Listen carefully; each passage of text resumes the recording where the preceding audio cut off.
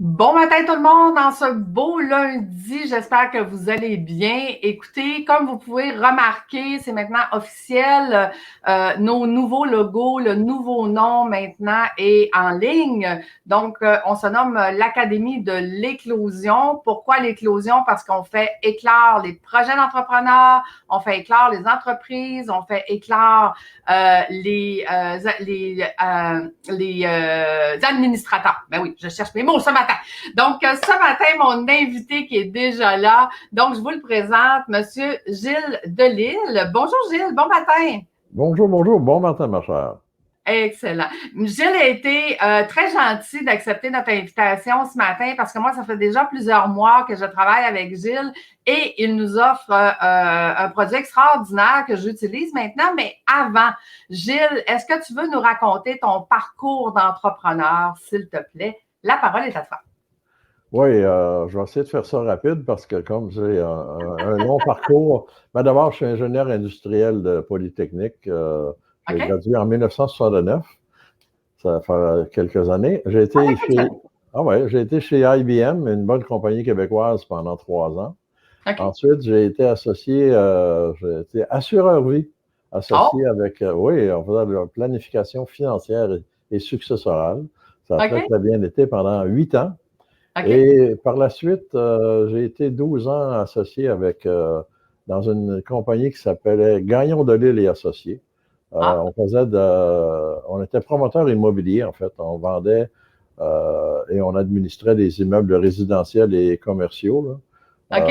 On a vendu, entre autres, une dizaine de gros immeubles à logement, là, de 100 à 300 logements. Ça Quand allait très même. bien. On a eu jusqu'à une centaine d'employés, en tout cas. Ça marchait très, très bien. Wow. Et là, on se pensait invincible. Chalet, voyage, restaurant, sortie. Et j'avoue que j'ai triché mon épouse abondamment à ce moment-là. Il n'y avait rien, Oups. il y avait rien de trop beau pour la classe ouvrière. Je m'en suis repenti par la suite, là. Mais Oui. on s'est senti tellement invincible qu'un jour, on a démarré un gros projet de développement immobilier. 5 millions de dollars d'investissement, 3 tours à logement. Et là, ma chère, les taux d'intérêt sont montés à 21%. Ah, à cette Ah, fameuse ah, époque où est-ce que les taux d'intérêt étaient faramineux. sky high. Et Ah ouais. je vais te raccourcir l'histoire, mais on a dû faire faillite, mon associé et Oh, moi, 2 faillites personnelles. Donc, oh, très, très, très à l'aise, très, très à l'aise, on est tombé en faillite personnelle, là. Je dois wow. t'avouer que c'est très bon pour l'humilité. Euh, Hey, on apprend, hein, on apprend. c'est dur pour un couple, mais Oui. je suis toujours avec la même épouse depuis Oh, 52 ans maintenant. Et oh, je vais t'avouer que il y a peu de tes clients qui vont t'avouer ça, mais c'est grâce au Seigneur qui est dans notre vie. Donc, oh, c'est le fun. mon épouse s'est convertie, moi par la suite, et c'est ça. Et par la suite, pendant 4 ou 5 ans, j'ai eu 4 clients en même temps pour qui je vendais leur logiciel informatique. OK. Puis à la limite, quand les compagnies étaient assez importantes, je pouvais offrir le même logiciel, les 4 logiciels à la même compagnie. Mhm. Mais c'était un très long processus et ça n'était pas répétitif. OK. C'est-à-dire que quand tu vends un logiciel 15, 20 ou 30 000 tu n'en vends pas un à chaque année de toute façon. Non, c'est Et ça. Je recherche de nouveaux clients constamment. c'est ça. Donc, finalement, j'ai découvert les tests psychométriques. OK. Pourquoi? Parce qu'un de mes clients, un de mes 4 clients m'a dit, Gilles, nous, on aimerait partir une autre compagnie, on aimerait que tu t'associes avec nous. OK. Ben, j'ai dit, oui, pourquoi Pourquoi pas? pas? Faites-moi un plan d'affaires, je suis ouvert d'esprit de nature. Et un de mes amis m'a dit, Gilles, si tu t'associes avec quelqu'un, il faut absolument que tu passes un test psychométrique. Ça, ça fait 16 ans de ça. J'ai OK. dit, un test psychométrique, anyway, je ne connaissais pas ça. Et Qu'est-ce là, que c'est il m'a ça? dit, j'ai un de mes amis qui en a un test, passe-le, puis il fallait passer à tes trois futurs associés. Je OK. raccourcis l'histoire, ça m'a coûté 300 ou 400 pièces. Et là, j'ai réalisé que j'avais certains côtés de moi que je connaissais moins. Ah, OK. Et ça m'a impressionné. Ah, OK. Et là, mon chum, il a dit à son ami, tu devrais engager Gilles comme vendeur. C'est un mot, excusez, c'est un crime de bon représentant. Donc, tu devrais l'engager. Et là, il m'a invité dans le temps. dans le temps, le club Saint-Denis existait, là, tu sais, avec la cravate, tout en tout cas, le Boys le Club. protocole, tout le kit. Et là, il m'a expliqué c'est quoi un test psychométrique. Et là, j'ai entre autres enregistré que d'abord, ça rendait grand service et que c'était répétitif. Okay. Les travaux. La répétition, tu as ça dans la pharmacie, les coiffeurs, les pompes funèbres, etc. Mais il y a peu d'endroits, moi, dans ma longue carrière que j'avais eue en vente, j'avais pas eu vraiment de choses répétitives. Okay. Fait que là, ça m'a intéressé. Et avec un de mes amis, Roger, Rogil, hein, c'est pas pire. Oh, Rogil, OK. C'est très recherché. Roger m'a dit, Gilles, ça fait des années qu'on parle de travailler ensemble. Si tu travailles dans les tests psychométriques, 50-50. Okay. Et là, on a rencontré, on a analysé une douzaine de tests avec une douzaine de critères et on en a choisi 3. Et 2 des 3 nous ont dit qu'ils voulaient un vendeur. Nous, on a dit non, on va être représentant, on va être distributeur. Donc, on est devenu distributeur indépendant après 2 ou 3 rencontres très, très brèves.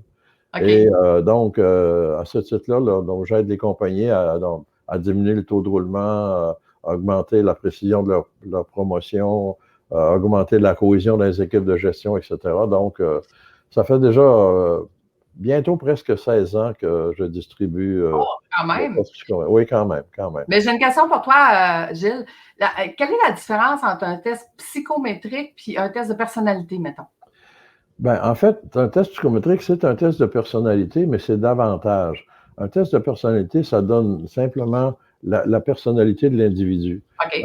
Un test psychométrique, en fait, celui que je distribue présentement, il y a, je pense qu'il y en a 12 rapports. On travaille au niveau des compétences, on travaille au niveau, évidemment, des caractéristiques naturelles, mais comment on peut les travailler. Donc, un test psychométrique, ça sert à beaucoup de choses, surtout, comme je te disais, là, au niveau des... parce que les caractéristiques personnelles, ça se travaille très peu. Une fois qu'on a 25-30 ans, c'est notre moi profond, tandis que pas les caractéristiques, mais les compétences, on peut toutes et chacune les travailler. Absolument. En fait, c'est ce que je fais, hein, et c'est pour ça qu'on travaille ensemble maintenant, parce que ma formation, comment devenir administrateur, tu sais, il faut connaître qui on est, comment on est, puis il faut connaître nos partenaires aussi, parce que la communication va être beaucoup plus facile. Hein? Quand on a un qui est très, très, très analytique, puis qui a besoin d'avoir toute l'information pour prendre des décisions, puis à l'inverse, son partenaire qui s'occupe des opérations, qui lui est capable de décider en 10 secondes, les deux méthodes sont bonnes s'ils sont à la bonne place, mais si on les change de place, oups, on va avoir un problème.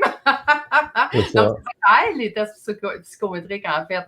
Ça l'aide aussi à la gestion, mais ça l'aide aussi au niveau du recrutement, comme tu disais. Hein. Ça peut faire une grosse différence, avoir un test psychométrique pour recruter?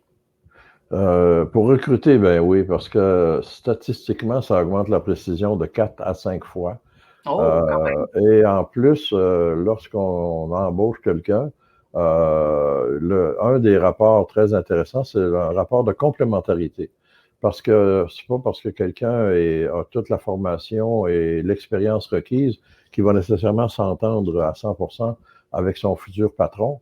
Donc, on a un rapport qui s'appelle complémentarité qui donne sur 25 pages tous les efforts que l'un et l'autre devront faire pour bien travailler ensemble.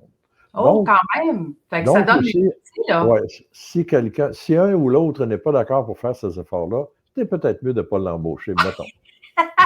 En tout cas, ça te guide un peu que s'il y a beaucoup d'efforts à faire puis que tu n'as pas le temps ou tu n'as pas le goût de faire ça, c'est peut-être pas ton premier choix comme personne, là. C'est ça. Parce que comme tu disais tantôt, c'est bon d'être différent, analytique, expressif, etc. Oui. Mais encore faut-il apprendre à se respecter dans nos différences. Tout à fait. Plus les personnes sont différentes, plus ça fait une bonne équipe parce qu'ils sont complémentaires. Mais s'ils sont très différents, souvent, ils ont de la difficulté à s'accepter l'un l'autre. À communiquer d'abord, hein? Parce que, écoute, je l'ai vécu dernièrement. J'étais en train justement d'analyser un test avec un de mes clients qui est très analytique. Puis là, il dit, bien sûr, il dit qu'ils font pas toutes les recherches, là. Il dit, c'est pas bon leur façon de penser. Je dis, oups, un moment, s'il vous plaît. J'ai dit, si toi, tu étais dans les opérations, il faut décider rapidement. Pas sûr que ça serait bon là, qu'on attende 3 semaines après toi. Là. Hein? J'ai dit chacun ses forces. Quand on est à la bonne place, c'est bon. T'sais. Là, il m'a regardé et il a fait comme ah, j'avais jamais vu ça comme ça. Hein? C'est le test, en fait, qui nous a permis d'avoir cette discussion-là. Ben oui, effectivement. Et j'ai une nouvelle pour toi que je ne t'ai jamais partagée. Ça marche, ça fonctionne même avec les couples. Il y a quelques années, une de mes clientes m'a dit au mois de décembre, elle m'a dit, Gilles, pour Noël, j'ai envie d'offrir 2 tests psychométriques, un à ma soeur et à mon beau-frère, et un rapport de complémentarité. Ils l'ont fait. Et devine ce qu'elle m'a dit en janvier, le janvier suivant. Elle m'a dit, Gilles, ma soeur m'a dit que c'est le plus beau cadeau qu'il n'avait jamais eu. Pourquoi? Parce qu'ils ont réalisé pourquoi des fois il y avait des différends. Et là, ils ont appris à se respecter dans leurs différences et à dire, Gilles, c'est toute la différence. Bon, ben écoute, ce qui m'a amené c'est en fin de semaine, une des formations qui m'est le plus demandée, puis je vais la mettre en ligne cette semaine, c'est comment déléguer en confiance. Tu sais, les gens qui cherchent des mini-mois, là, je leur explique que non, on fait pas ça, des mini-mois. Tu donnes pas la recette de ton entreprise à quelqu'un pour qu'après ça, il parte avec, là.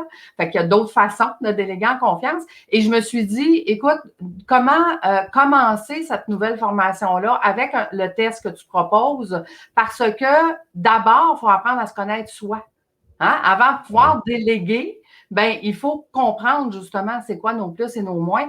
Fait que dans mon nouveau forfait, ça va faire partie de ce forfait-là, de faire le test psychométrique. Je suis en train de réaliser à quel point justement on peut l'utiliser à toutes sortes de sauces, mais plus on se connaît, plus on sait c'est quoi nos forces naturelles et plus on sait sur quoi il faut faire attention et plus la communication devient importante avec tous les gens qui nous entourent, là. Que ce soit des partenaires, que ce soit des employés ou que ce soit notre conjoint ou notre conjointe, comme tu dis. Donc, il faut faire ça comme cadeau de Noël à tout le monde. Effectivement, c'est ça. Et en passant, il y a aussi souvent dans des, je ne sais pas si tu as vu ça chez ta clientèle, mais souvent les gens travaillent en silo, OK? Ils font leur travail, puis that's it. Donc, on fait beaucoup de séances de mobilisation d'équipe avec le test. Et là, comme tu disais, chacun apprend à mieux se connaître, à mieux connaître ceux avec qui il travaille. Et là, il réalise qu'effectivement, voici pourquoi des fois. Et ça les aide beaucoup à travailler en collégialité plutôt qu'en silo. Ben non, tout à fait. Mais tu sais, la communication, ça n'a jamais été simple en général. Donc, plus on apprend à se connaître, puis plus on apprend à connaître le pourquoi les gens réagissent comme ça par rapport à nous, par rapport à nos demandes, ben effectivement, ça fait une meilleure compréhension puis une meilleure synergie, là. Fait que, hey, vraiment, vraiment intéressant. Dis-moi, Gilles, quelle sorte de trucs on pourrait donner aux gens, autre que acheter ce test-là, parce qu'il est extraordinaire, là. Mais y a-t-il d'autres trucs qu'on pourrait donner aux gens ce matin? En fait, moi, ce que je trouve pas mal extraordinaire dans ce que tu fais, c'est que tu permets aux gens de s'élever en haut de la crowd, si tu veux, là, et de gérer leur compagnie, donc de se libérer jusqu'à un certain point. Oui. Et moi, j'ai deux exemples que j'ai en tête, là, c'est Steve Jobs et Lee Iacocca. Steve Jobs, une des dernières choses qu'il a dites avant de mourir, c'est « J'ai réussi dans ma vie, mais je n'ai pas réussi ma vie. » Exact. Donc, moi, ce que depuis plusieurs années, ça sur quoi je travaille beaucoup évidemment depuis ma faillite, c'est l'équilibre de vie professionnelle, sociale et familiale. Parce que quand je parlais de Lee Iacocca, il n'est pas décédé, mais quand il a pris sa retraite, il a dit la même chose. Il dit, j'ai pas d'amis, je suis séparé, puis je réalise que j'aurais dû faire différemment. Donc oui, c'est excellent de travailler et de réussir, etc., mais souvent, en tout cas moi, c'est ce que j'ai fait quand j'étais plus jeune, j'ai négligé ma vie familiale, puis ça passe proche de nous amener tous les deux dans un gouffre. Ouais. Donc, c'est important dans n'importe quoi d'avoir la balance, mais d'avoir la balance dans notre vie. Oui, travailler fort, mais réaliser que ce que l'on a de plus cher, c'est notre vie familiale, c'est nos amis. Oui, tout à fait. Écoute, c'est sûr que cette formation-là, là, de se libérer de son entreprise, là, c'est une des étapes qui est vraiment intéressante, mais c'est normal que les gens ne sachent pas comment faire parce que 84 nouvelles compétences à développer pour comprendre c'est quoi travailler sur son entreprise. Donc, on peut être un très, très, très bon entrepreneur, mais le fait qu'on ne sait pas comment être un administrateur de sa propre entreprise, c'est tout à fait normal. Donc, moi, c'est ce que je fais maintenant. J'accompagne les gens, puis ton test nous aide énormément à mettre des bonnes bases, surtout quand on a plusieurs associés ou quand on veut justement travailler sur notre entreprise puis choisir les bonnes personnes au bon poste, hein, pour venir nous aider là, à se sortir des opérations. Donc, ça nous permet de savoir justement, ça va être quoi la complémentarité, comment on va pouvoir travailler avec ces gens-là et tout ça. Fait que, écoute, un grand merci, Gilles, d'avoir été là ce matin. C'était fort agréable. Donc, je vous invite à prendre rendez-vous. Vous pouvez aller sur le site agile.rogil.ca. Je pense aussi, Gilles, on te retrouve un petit peu sur LinkedIn ou on peut te retrouver aussi sur Facebook. Oui, je suis très actif sur LinkedIn. Donc, si vous tapez Rogil ou Gilles Delisle sur LinkedIn, vous allez arriver sur le site, effectivement. Excellent. Donc, prenez un petit rendez-vous avec Gilles. Il va vous parler du test en question. Mais moi, je suis déjà vendue. Je suis en train de le mettre dans à peu près tous mes forfaits parce que c'est tellement important de la communication en affaires. C'est un des points les plus importants. Donc, je vous souhaite une bonne semaine, tout le monde. On se retrouve la semaine prochaine. Donc, maintenant, quand vous nous cherchez sur l'Académie de l'éclosion parce qu'on fait éclore l'entrepreneur et l'administrateur en vous. Donc, bonne semaine. Merci, Gilles. Merci d'avoir été là. Bonne semaine à tous. Merci, Lucie. Bye. Bonne semaine. Merci. Bye-bye.